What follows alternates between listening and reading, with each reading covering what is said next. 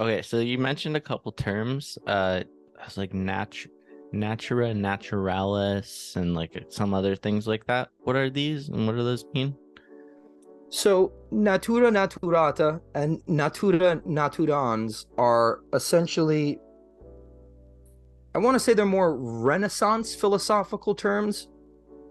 They correspond to the idea of the Anima Mundi, which itself goes back to Plato's Timaeus, Like the soul of the world? wherein, right, he calls it the psychikosmou, the soul of the cosmos. So not just the soul of the world, the soul of everything that exists physically. And essentially, it's an ensouled being. There is, as I'm saying, intelligence to it. It's not just dry, dead materialism that just so happened to look like a bird, out of nowhere. So, which is insane. That's an insane thought that they got us to swallow that. Absolute tripe. But proves my point again. You can learn yourself fucking stupid. And but so Natura Naturata and Natura Naturans are essentially nature which is born and nature which gives birth. So essentially those are two ideas that were kind of teased out of the Anima Mundi. This idea that, like, yes, there is a physical aspect of nature that is born and we can watch it grow, and it kind of, some of them have this underlying fractal geometry, and some of them completely change course, like a caterpillar turning into a butterfly. That seems completely absurd and beautiful and terrifying and awesome at the same time. That's nature which is born, but there's something underneath it that is the first cause that, I guess we would look at it as the astral blueprint or the etheric DNA of what that thing is going to be, the ultimate game plan of potentials and limitations of what this thing can be, and then literally wills it into being. The Egyptians would have called this like the duad, the womb of Nut. This Rosicrucians say nequaquam vacuum, nowhere a void, and it's the truth.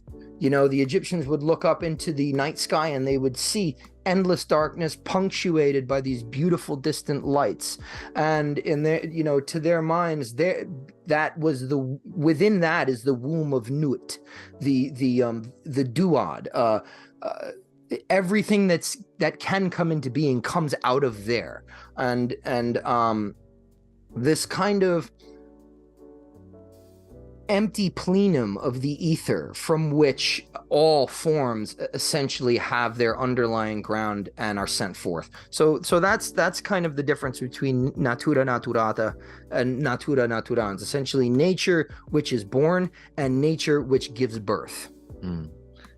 So when you're talking a few minutes ago, it kind of made me think of this question that I wanted to ask you, because something that you've mentioned before is this idea of, maybe it's a Platonic thing, of drinking of the waters of Lethe or forgetfulness that you've mentioned a few times, in terms of, because you're saying like either maybe I don't remember or we don't remember and things along these lines, past lives or past experiences or where we came from or things like this.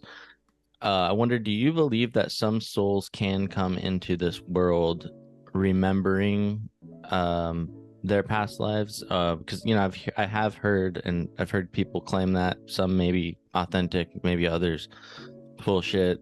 I don't know. But what are your thoughts on that? I remember the first time hearing about the idea of past lives, reincarnation. I had to have been like 6 or 7 years old. I was definitely in early grade school because I moved around a lot. So I remember exactly the school I was in. I was only in the school for like 2 years. I remember hearing the concept of reincarnation, and for some reason I knew to close my eyes, and it might have been one of the first times I ever went into a meditative state.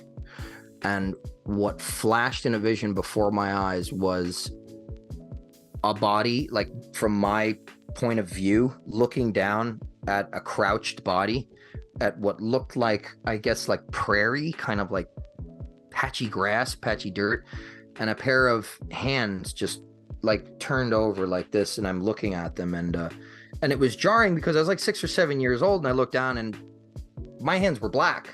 I did not have this color skin. Yeah, and I just like shook my head and I was like, what was that? You know, so that happened very early for me. And then as part of the curriculum of you know, the main initiatic order of which I am a part, there are a series of, and this is way down the line, you know, you don't jump in with this, but there are after all your kind of mental, meditative, and spiritual training, you undergo a series of experiments which are essentially controlled past life regression experiences that you do yourself.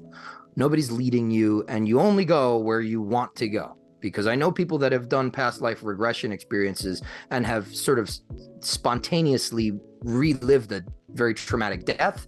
And so within this particular initiatic order, it's extremely controlled, as everything else is, specifically for that reason. We don't want to traumatize you. We want you to be able to control this. And I do believe in that, absolutely. And I think that science is proving that more and more every day, looking at these kids who can say, this is where I used to live, and then, you know, say who lived in that house, and this is how I died, and this is where my body was. And, you know, these prodigies that come in knowing how to play a piano. I mean, as a musician that went to music school and had to endure, you know, hours of keyboard lab, it's like for a 6-year-old to be able to play, you know, the Ode to Joy. It's just like, that don't make sense. That's in a cartoon. If you know, if you don't believe in fucking reincarnation, like, it's like, that's, you know, it's neuroplasticity is not,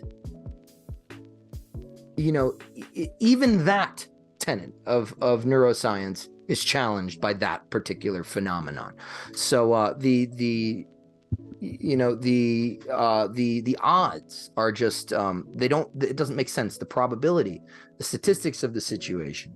But I do believe in that people come into this world, and I have had you know, a few valuable past life experiences. I have had some that are completely invaluable at this point. That's another thing that people should be aware of on the spiritual path. You will encounter visions, you will encounter beings, perhaps you will experience things, and you may go 10, 15 years without being able to explain them or point to a single, you know, any kind of even minute consequence they might have. You'll just be scratching your head, wonder what that was, for like the rest of your life probably, and you have to deal with that. But I have had valuable past life experiences. I don't know how much value you can extract by going backwards. I think that you, rather than going backwards and toggling on this kind of axis, right? Because not a lot of people, sure, tons of people have past life experiences, but what about the in-between state? How come we don't hear more about that? You know, do you remember what happened in between these lives? Yeah, like, can we talk a little bit? That's more of consequence to me, right? Because I can't do anything about, you know, the English fishmonger I was in the 1800s or something like that, you know, who broke his toe stumbling drunk. That, it has no consequence. You know, I'm still, regardless of how aware I am, I'm still working out that karma, and having those little kind of weird experiences, it doesn't mean I'm going to be able to make heads or tails of it or do anything productive with it. So I think rather than toggling on that axis of linear time, we need to be able to develop that anamnesis, that not forgetting, right? That remembering. And yes, all of this is Platonic, to be able to see the whole picture, the big picture, not just this life, but the in-between, and multiple lives, and just the structure of the cosmos.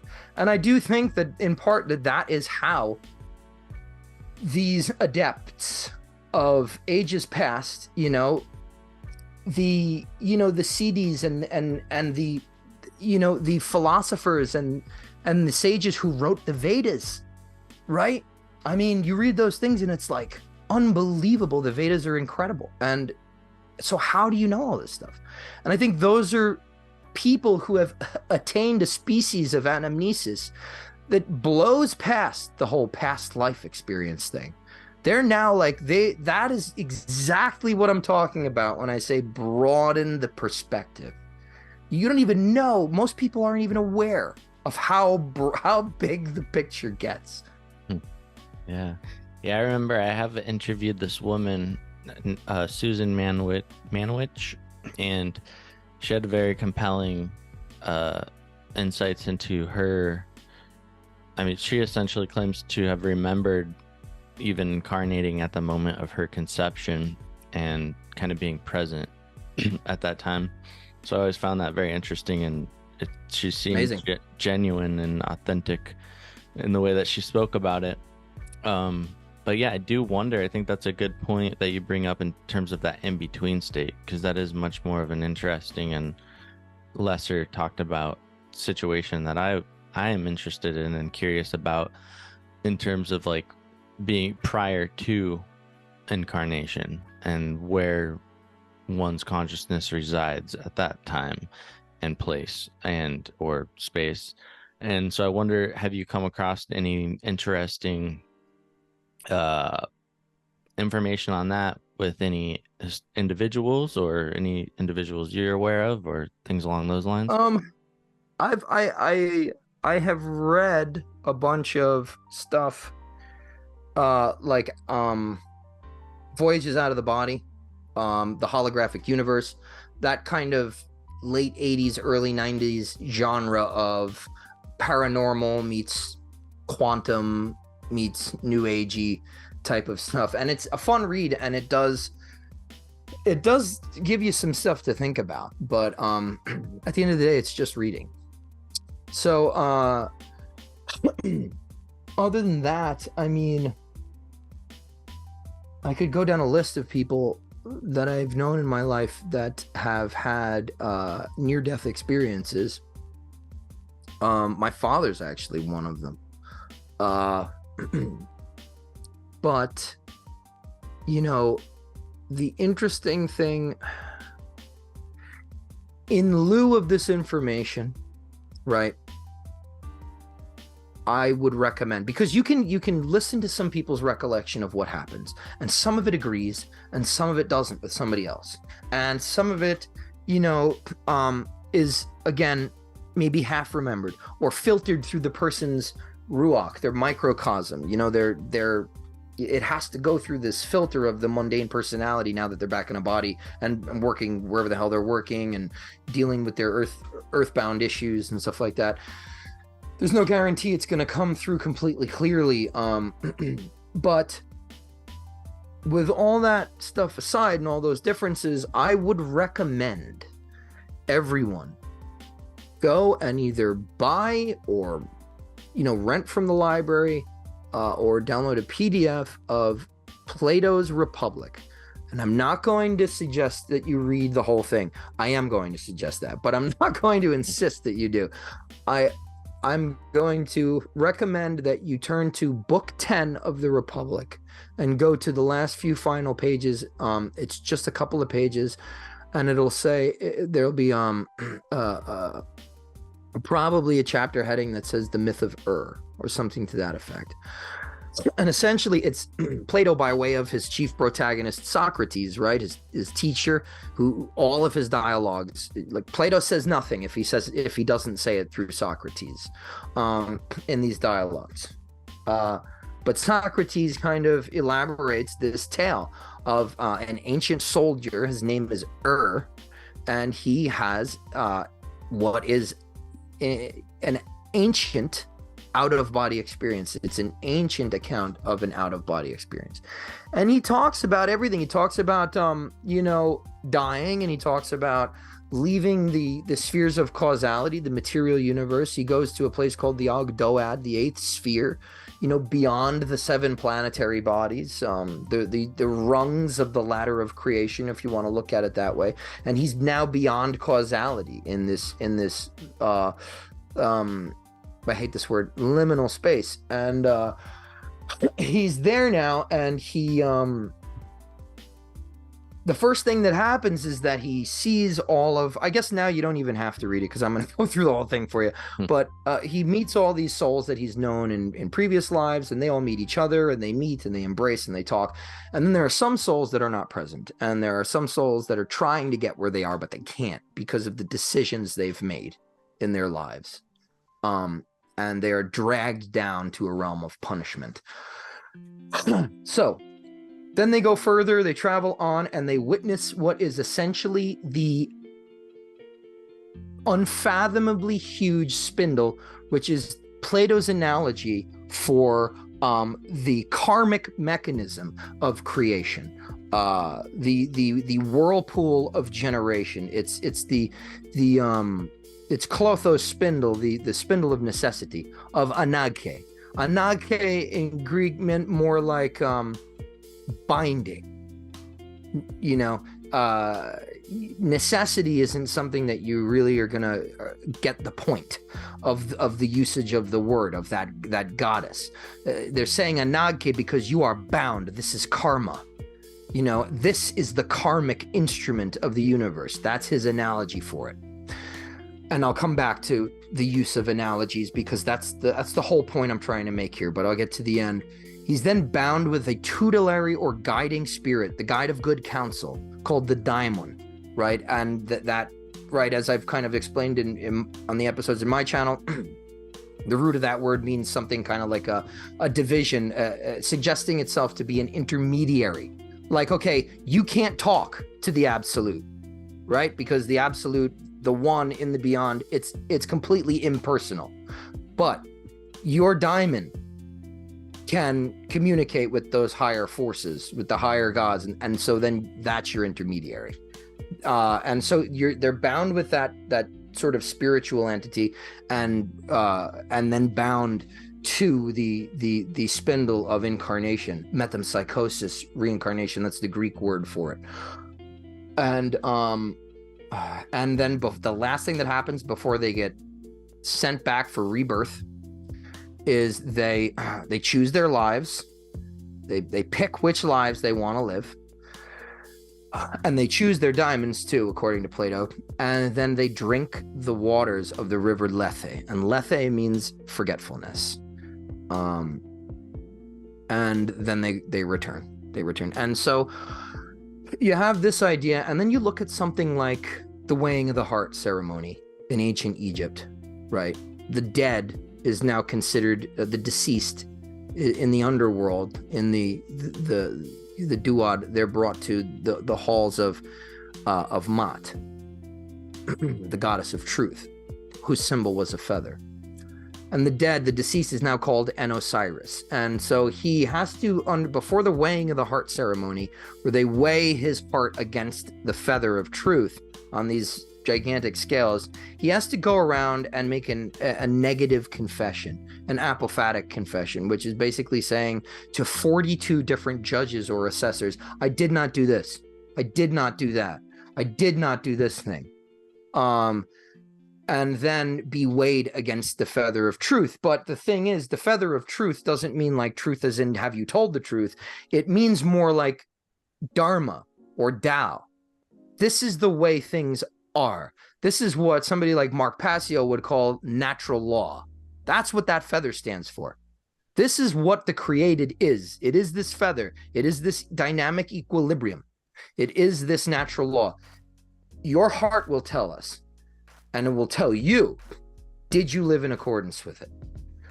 And if not, you were devoured by Sobek or Homo Utpasatanis, whatever, god form with a crocodile mouth and a big hippopotamus belly to signify, right, the soul in the beyond has been so conditioned by materiality that it has retained voracious appetites, and so it has to go down. It basically chooses. reincarnation. That's what that. So you look at these things and you look at these myths, right? And then you look at what Plato and Iamblichus and Socrates, all these, they all say the same thing. We have to create mythic symbols. We have to use mythic symbols to describe this stuff because it transcends words. But there is a general formula. There are things that relate to each other. There are similarities. There are things that are one-to-one correspondences, nearly identical. And these are things that were passed down through the priest class and through the bard class and have been preserved now for 3,000 years. A lot of this stuff, the Egyptian stuff, much longer. And those things, those symbolic images, those mythic formulas of what happens in the beyond, I think that's the best, that's the surefire way to have any inkling of what happens in that in-between space. I don't think that a person is going to be able to tell you what they saw and you be convinced of it. And Socrates says it when, some people are like, what are you talking about, man? This shit's crazy. What do you like, and Socrates kind of like, I forget the dialogue, might be the Parmenides or the Phaedrus or the Phaedo, one of those, but he basically says the myth would save us if we were convinced of it. Like if you just believe this, it would save us, but you can't understand that what we're talking about is this, juxtaposition of myth, of fable, of story that is not factually true, but spiritually true, archetypally true. It contains a greater truth. Yes. Okay, and then so in terms of correspondences and symbolic images or mythic formulas, there's the Tibetan Book of the Dead or the Egyptian Book of the Dead, which I'm not sure if that encompasses the weighing of the heart ceremony that you're speaking about. I'm not sure. Yeah, the Egyptian one. Do these texts, do they cover like similar correspondences or information that kind of align with the particular myth of that you're talking about in Plato, or do they talk about different things along different lines? Or have you read them, and if so, I'm curious maybe what are some things worthy of mention in regards to those texts? I haven't read I've read parts of the Tibetan Book of the Dead, and I believe so that's more of a manual, and it did exist also in Egypt. One of the apparently the mistakes that Westerners make, and I was informed of this by an Egyptologist, I'm not coming to this conclusion myself because I was unaware of it, is that the funerary texts of ancient Egypt are all one text. The Book of the Gates, the Book of the Hours, the Book of Coming Forth by Day, which is what we call the Book of the Dead. But it's all one big funerary tradition. It's just that, like, there wasn't enough space on the sarcophagus or this wall or this tomb to write all of it. So, this pharaoh, this leader chose this. It's kind of like if I wanted on my tombstone, if I wanted to put the entire Bible, well, you can't. You have to pick a couple of lines, So it's all one tradition, and to that effect, the Egyptian stuff, to me, and my exegesis and my exploration, both spiritual and mundane in terms of academic rigor, the Greek was. The Egyptians lived mythically. That's why people say, well, there was no difference between science and religion. Yeah, because they had a mythic consciousness. It would be very hard for us to understand the way that they view the world. The Greeks, on the other hand, we can kind of meet them halfway, really. With guys like Aristotle and Porphyry, these technicians, these logicians, meaning people who base they have a strong emphasis on logic and rational discursive methods and things like that. Again, leaning more towards this Cartesianism, this nominalism. It can either be this or that. It's not both of those things, which is an error. It's a perceptive error. Where now that error happens when we take the consciousness and we focus it here instead of making it broad. So that's essentially, the Egyptians had a massive broad consciousness. Do I mean the farmer? I mean, maybe not. You know, he probably was there, perhaps some superstition, undoubtedly, but overall they lived mythically. The Greeks, on the other hand, condensed this stuff down into what was a proto-scientific language, really. Even scientific verbiage in biology and things like that, it's all based in Greek and Latin today.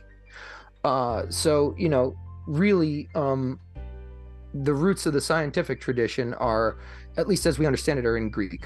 So essentially you have these myths that the ancient Egyptians had. They crossed over, cross-pollinated with the different cultures, the Thracians, the Egyptians, the Greeks. And now the Greeks are using this different perceptive lens that they've developed, you know, that kind of more scientific, that more philosophical, traditionally or classically philosophical perceptive system to condense these things, right? And sort of elaborate them or express them in what was then a new iteration that the Greek mind could really understand, could really get behind. And you see this typically happening in guys like Pythagoras and guys like Plato, who went to Egypt to be initiated, to be taught by the priest class there. They come back and they start writing, they start mythologizing, they start, you know, trying to make a point, trying to communicate this stuff to the people that are around them. As far as the Tibetan Book of the Dead, I believe that has to do, and I don't want to butcher this, I apologize if this is like your thing, anybody that's listening, but I read it really early in my 20s in bits and pieces because that's kind of all I had the wherewithal to do when I was in my early 20s. And I believe that's more of a manual of sort of getting the dead to the other side. I believe it has to deal with the Bardo, which is sort of this purgatory state. But again, we see that also in, you know, some forms of Christian theology. We see that in I believe Milton and also in Dante, you know, the Divine the Divine Comedy. This idea of purgatory. So all these, you know, nothing is, it's like you'd be very hard pressed to find something that's like totally out of line. Maybe in some kind of like super symbolic iterations of Buddhism or like Hinduism, you would find something that is like, oh my God, where did they come up with that? You know, like it's one of those turtles all the way down scenarios. But other than that, I think, you know, the only worldview concerning after death experience that is jarring to the archetypal human experience is atheism and a belief in no afterlife. I think that's the only morbid conception of death and what happens after.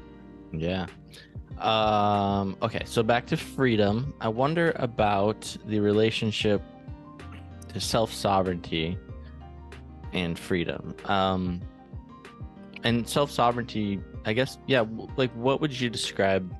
What does that mean to you? Well, it doesn't really matter what it means to me, and that's what makes it natural law. But I say that I'm being facetious to make a point for anybody that's listening. This is not my truth. Okay, you hear that a lot. Well, it's your truth. What the fuck does that mean? That doesn't mean anything. That's gobbledygook. That's word salad. I have sort of a response to that, but I'll wait for you to finish. Okay. And you know the sense I mean it in. Yeah. I mean it in this kind of like spirituality as palliative. We're bypassing having to think about things.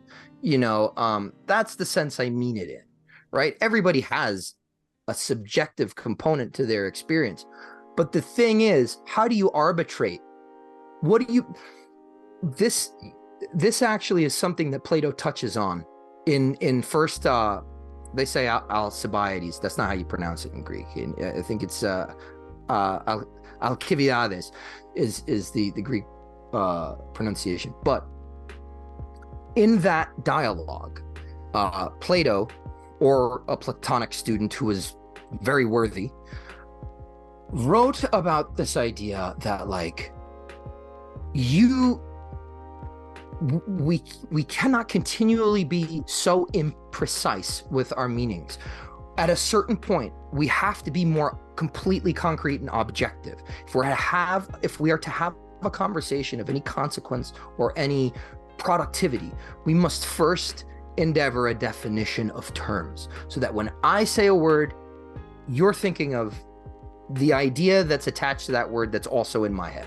And when we say truth, we need to talk, what were we talking about? Capital T truth? Are we talking about, what kind of truth are we talking about? And the thing is, at the levels we're talking about right now, it's important to emphasize that this does not change based on what you think, who you are, what you believe, how you feel. When we're talking about natural law, it is that which is. These are governing principles. So in other words, like, if you and I are in Miami and we're talking about gravity, we're talking about a law that is infallible. From the position that we both are, this location, we know it's going to be this way. Okay, we're good to go. I'm not talking about gravity here. You're not talking about it on the moon, where it's different. We're talking about the same thing. And this is an immutable law. We're not going to get away from this. This is gravity we're talking about here. Well, there are behavioral laws of cosmic cause and effect. And those are just as immutable as physical laws. That's what Masonry teaches, through analogy and allegory and symbolism, that look, we prove the angle, we prove the stability with the carpenter's square, but we're also proving the fact that if you act right, you will build a life that stands the test of time. And that's not just this kind of hopefulness, this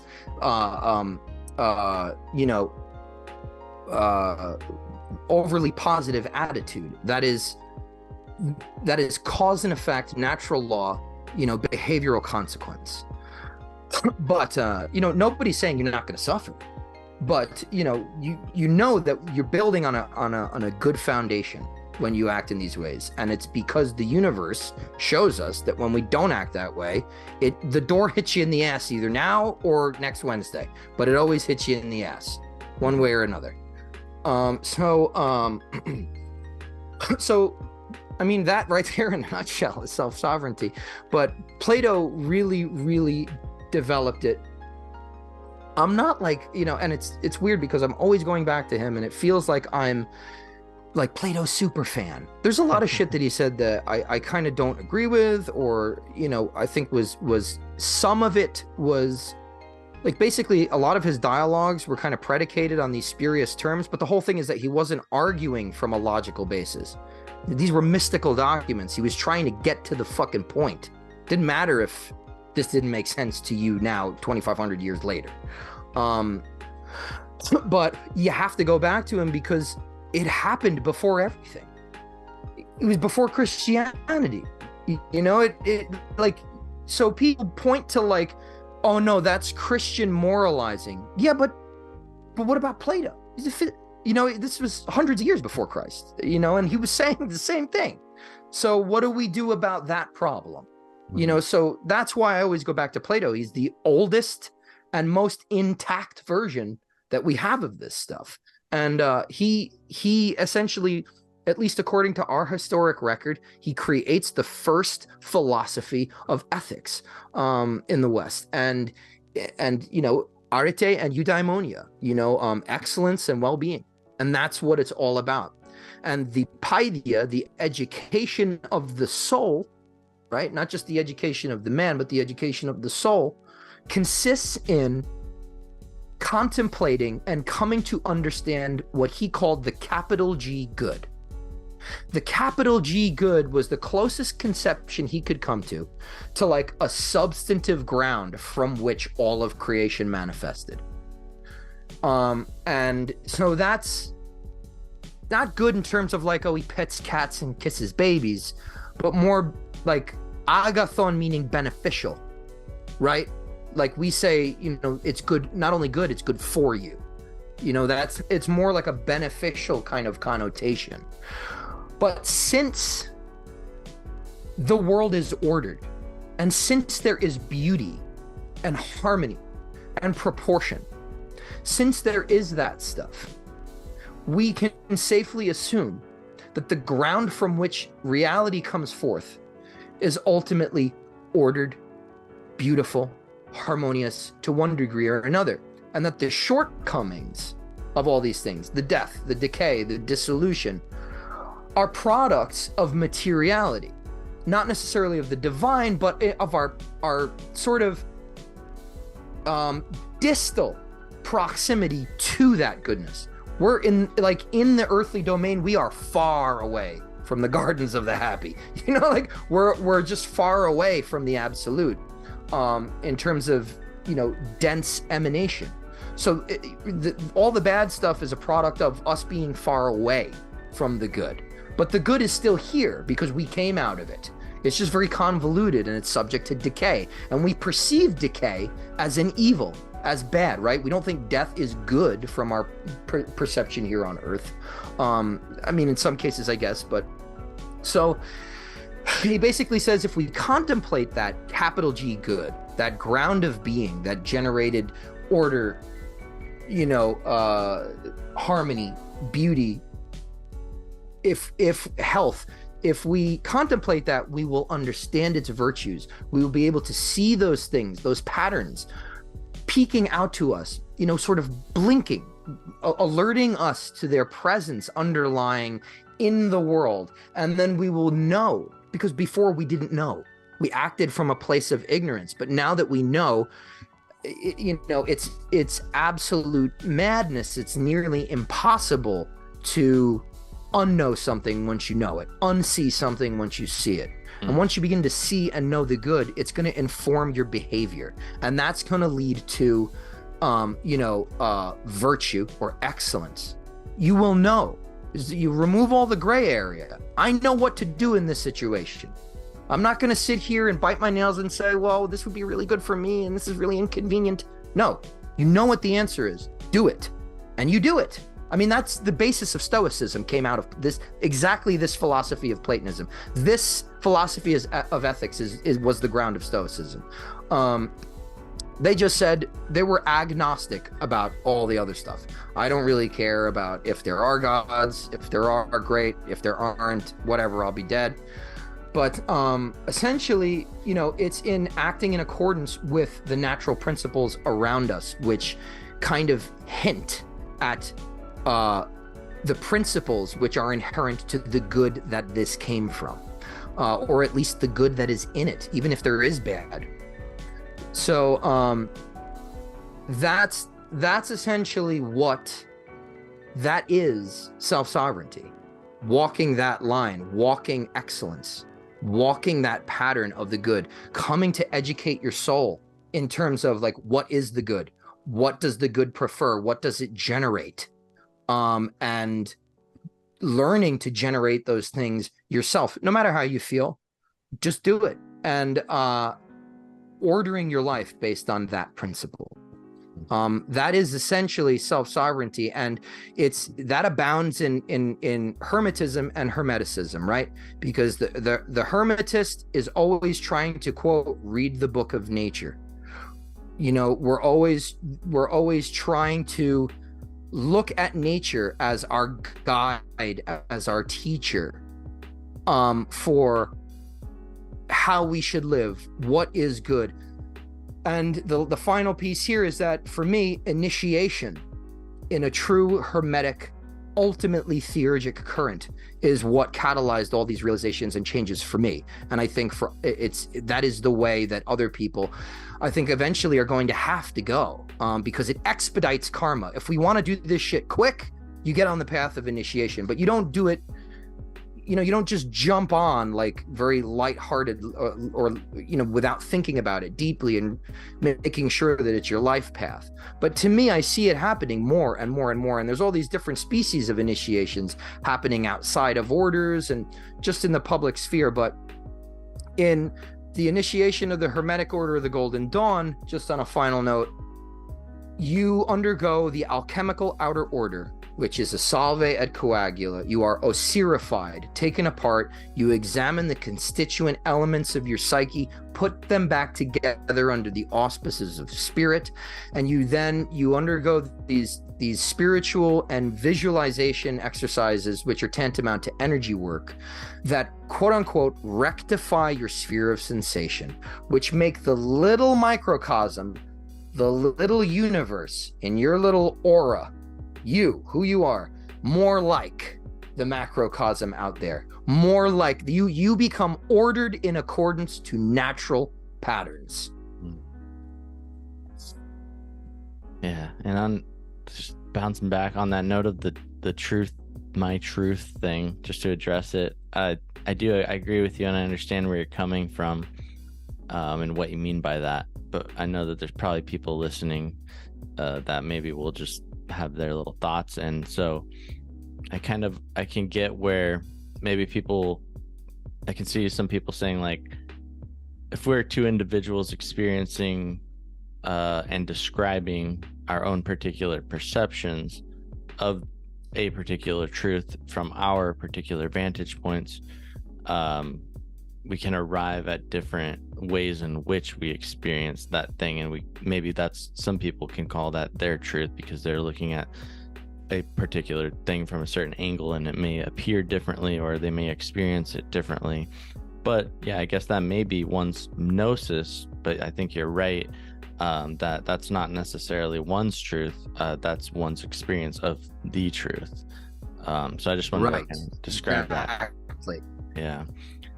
And no, that's actually put very well. I'm probably going to steal that from you. Definitely do so. And so the idea, I like this thing that you had mentioned earlier, maybe if we're kind of addressing methods of freedom and whatnot, the idea of rectification of the interior that you had mentioned. And I think that you just described that a lot within what you were talking about.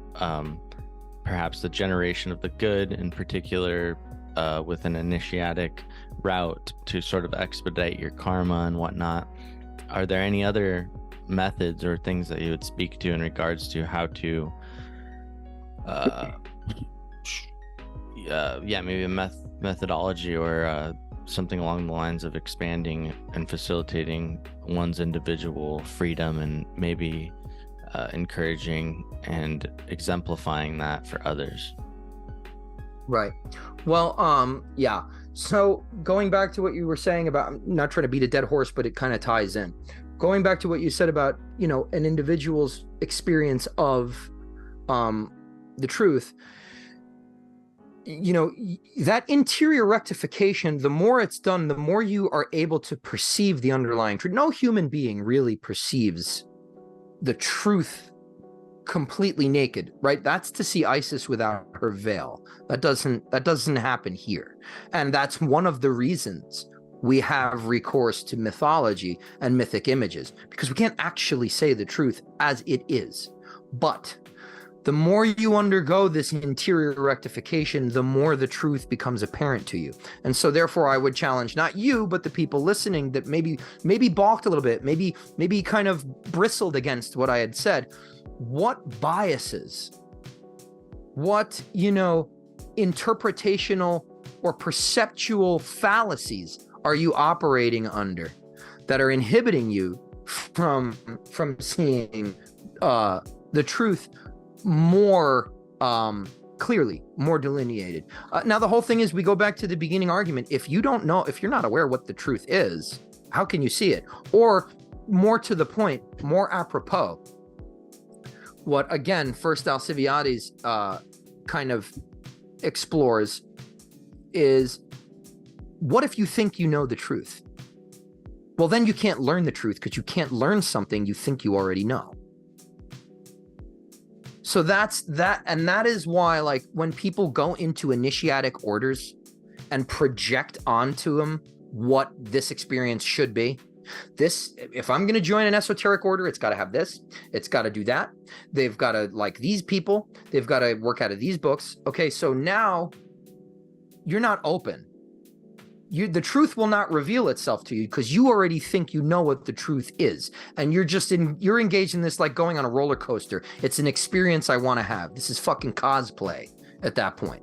Okay, now, in order for the transmutation to happen, whether it's initiatic or otherwise, you must allow yourself to undergo the nigrido. Okay, these principles of alchemy aren't an analogy we borrowed. There are principles that underlie, they are the formula of creation. They are the tetragrammaton and the pentagrammaton. They're not just names, those are formulas. They are elemental and spiritual formulas of rectification. And they are, as Phoenix would say, and it's brilliant, holographic and fractal. They exist in everything at all times. So we didn't superimpose the analogy of alchemy onto spiritual things. We took spiritual things and realized that pattern in alchemy. And no matter whether that's initiatic, whether that's in a formal order, or whether life does that to you, you have that real tower card experience, as Kabbalists might say, in accordance with the tarot. That's alchemy. That's alchemy. You are breaking apart what is there completely, separating it out, preserving that which does not die in the fire, and exalting that, putting it together with that at the top, spirit at the top. That's the pentagrammaton. Okay, so if I were to say, are there any other methods? It's the method of alchemy. And it's not that, alchemy was chemistry originally, it was concerned with this and we made it spiritual, or vice versa. It's a formula that exists in everything. It's like finding out the fucking universal equation. Okay, and just you can see it everywhere because it is everywhere. And so that's the whole thing. You have to, I think, undergoing any kind of change, spiritual, personal, psychological, being cognizant of the alchemical formula can only help you, because you're going to be aware of these processes, and you can even use the symbolic elements of air, water, fire, and earth, and the quintessence, spirit, azot, ens, whatever it is, to sort of awaken these things in their due season and proportion within your sphere of sensation. You can bring them to activity, and that in your subconscious and conscious mind. This is what Jung wrote about. He definitely realized that it was spiritual, but he just couldn't write about it that way because he would have been, out the door. But I think that that's super important. That's the way to go about it. Yeah, I'm so happy and grateful that you're out there doing what you're doing, being a solid and articulate representative for these sacred currents, if you will. We need you, I feel. Are there any additional? Thank you. Yes, absolutely. Are there any additional notes or comments that you wanted to touch on in particular in regards to freedom?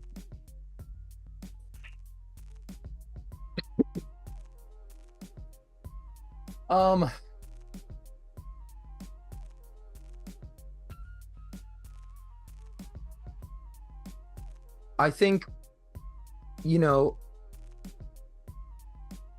freedom on multiple levels, what does that look like, right? It essentially means not just self-sovereignty, but self-sovereignty as equating in self-sufficiency, meaning that I don't have to turn anywhere else or to anyone else to be able to make a decision and move myself forward, without hurting anyone else, out of malice or apathy. And I think that has bearing with our being able to perceive the truth. That's a huge thing. I think most people that are listening to this are thinking right now, well, I can definitely perceive at least some of the truth. And I would challenge you and say, no, you can't.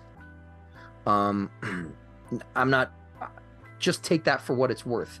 Take those words, take those words and take my challenge and now go and prove me wrong or prove me right, but do something with it. Think on these things, examine yourself. It all has to start inside, and then it can move outward. It will naturally move outward. That's the natural kind of pressure gradient of these things. It all starts inside. That's why curating your mental diet is so important. People will put desires, they'll put fears, news channels, media, movies, you name it, music that you listen to. People are wondering why everybody's anxious. Well, you've been listening to melodic death metal since you were 6. Yeah, you're having fun. It's great, but it's anxiety in terms of vibration. So it's you're feeding yourself these particular states, ideas, images, feelings. They're getting in here by what you are consuming and then working their way outward in your behavior and your choices. Okay? So everything starts inside. That's where you have to begin if you want to find freedom. That means being able to make a choice instead of being led around by your fucking nose, by your emotions, your fears, your desires, your lust, all that stuff. Your sense of self-preservation, right? That whole socio-economic Darwinist bullshit they shoved into your head. And even if you're a fucking staunch communist, don't go taking that stuff out on your parents. What do you think that is? What do you think that aggression is? It's a manifestation of your own unhealed trauma. You're projecting everything that you hate that happened to you onto the exterior world. You're becoming an abuser. Okay, so everything starts on the inside, and then it will naturally, through the natural course of events, pressure gradients, change itself. If you want to change your behaviors, you have to change your thoughts first. You have to change the interior mind, and then the change in behavior is effortless. It happens as a consequence, right? Because you're working from the center of the ocean outward. There's more power there. I'm not going to change the direction of the tides from the shore. That's not going to happen. There's too much force. That's the secret. That is an occult secret. You work inside outward. So send me a check for $29. No. But that's really it, and then your life will be free no matter what. They'll never get what's in here, and your life will remain ordered in to the best possible conception, the highest possible good at all times, because that's what you have become inside, and that's what you embody. Amen. So first and foremost, that's a total order. Yes. For your minds, everybody. First and foremost. For your mind, your ass will follow. Yes. Beautifully said. I second all of that. There's not much I can add that would add much to that. Ike, where would you direct people to learn more about yourself, your channel, what you got going on? YouTube.com /@Arcanum, ARCANVM.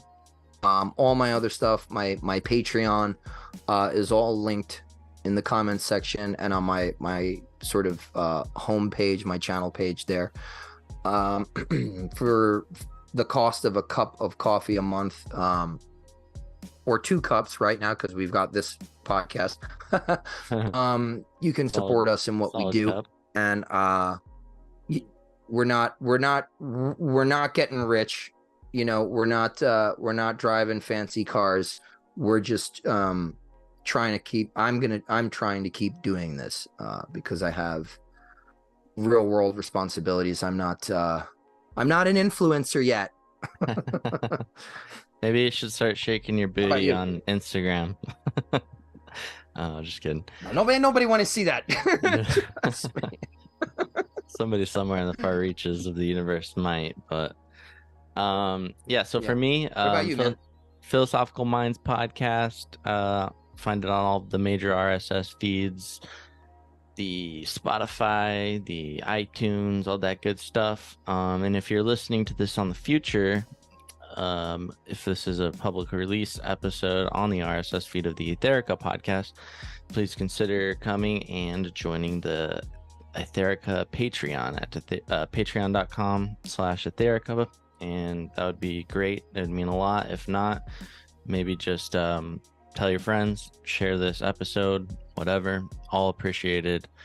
And yep, that's about it for me. So this was awesome and amazing as usual. Thank you, Ike, so much, and thank you everybody who's listening.